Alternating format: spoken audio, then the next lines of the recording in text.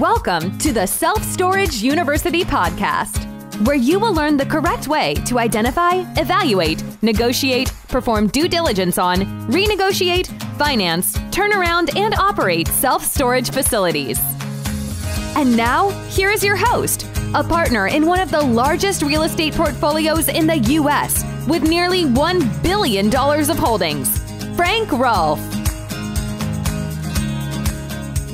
Now, in classic negotiation, the seller would throw out a price, you would counter, and then you would try and work together to craft something that was successful, a win-win final price for both parties. But in today's crazy world, you can't always get there. This is Frank Rolfe, the Self-Storage University podcast. We're going to talk about getting creative on negotiating price, trying to come to a price that the seller will agree to, not using conventional methods. Now, we all know how negotiation works. One party has to throw out a price. The other typically winces, throws out their price, which is either lower or higher based on whether you're the buyer or the seller. And then that person throws out another price that is somewhat either lower or higher than what they originally threw out. And then ultimately you come to some conclusion. But what if your seller won't do that? What if the seller says, here's my price, take it or leave it? What if the seller is completely unrealistic on valuations? Now, we all know that interest rates have gone up the fastest as they ever have in the last 40 years, starting in Q2 of 2022. And as a result, a lot of sellers got caught off guard because they always thought of their self-storage facility as being worth a certain cap rate. And then suddenly that cap rate is no longer the appropriate one.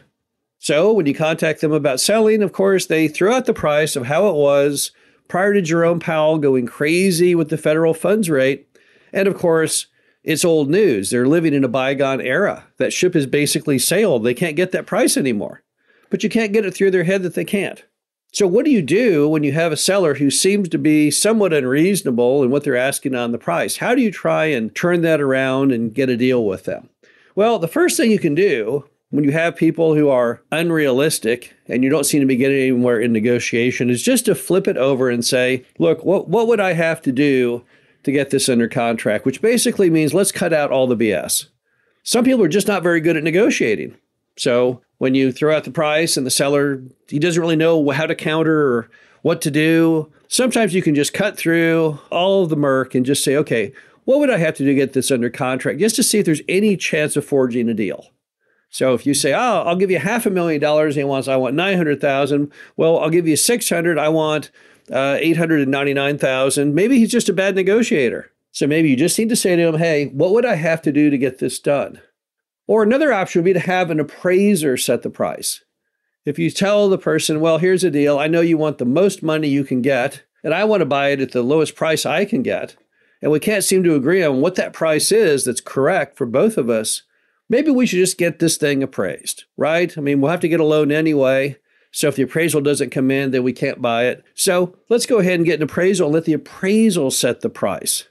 This is a good idea because now it gets a third party involved. And if you both agree to go with whatever price the appraiser comes up with, then that kind of solves that issue. Now, of course, there's a problem with that. The appraisal may come in wildly too high, but that's the risk you run as the buyer. So if you want to try that angle, you can give it a shot. The other issue is the cost. Who pays for the appraisal?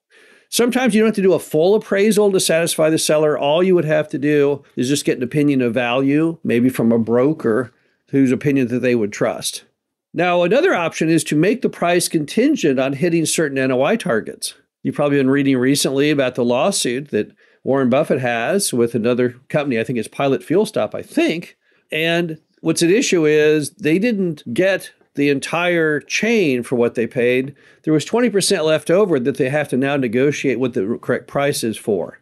So you can kind of do that with the self-storage facility. You can say, okay, well, I'll pay you X, but you got to hit these certain targets and maybe hold part of the money back in escrow, assuming that you can hit that. And then if you can't hit that, the price would then be reduced pro rata by whatever you cannot hit that target with. This way, the property itself gets to set the price because its performance is what ties to what the final price might be. So that's another good option in many cases, particularly a property that's got lots of vacancy or declining rents or something wrong with it where the seller says, oh, I know you can do better. Well, let's put your money where your mouth is. If you're so convinced this property can do better, then let's set up a pricing structure that's based on that performance. Another option you would have would be just to buy a portion of the deal and let the seller keep the other portion. So in that case, you would buy 51% of the self-storage facility and the seller would retain 49%.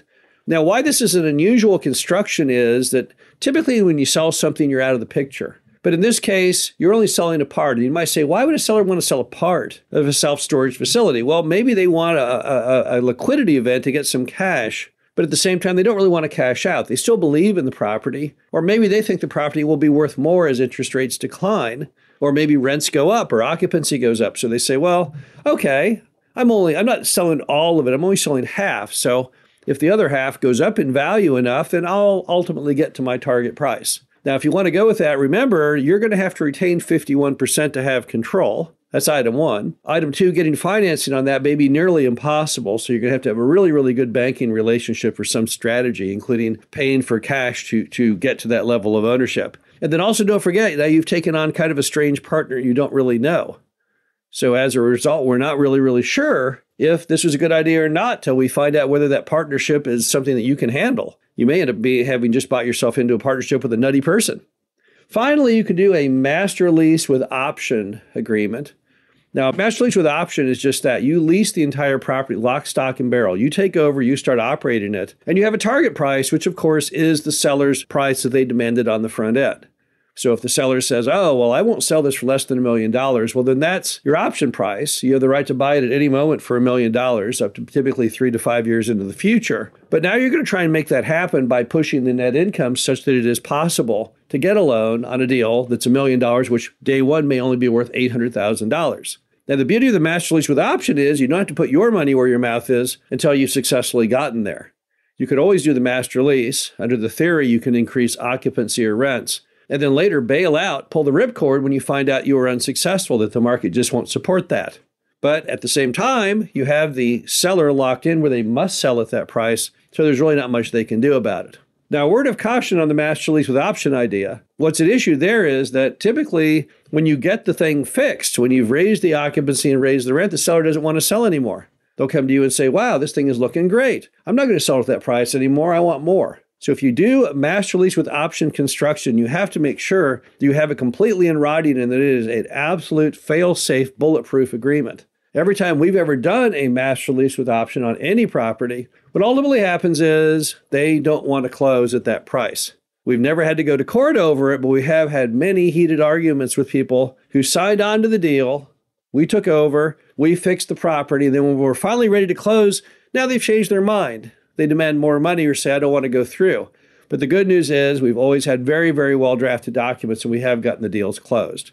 The bottom line is when you reach the seller who is at a roadblock, doesn't seem to move much, can't seem to get them the price you want, don't give up, don't get discouraged, try out these methods and see if you can cut through all of that and still forge a good deal. This is Frank Rolfe, the Self-Storage University podcast. Hope you enjoyed this. Talk to you again soon. Thank you for listening to the Self-Storage University podcast.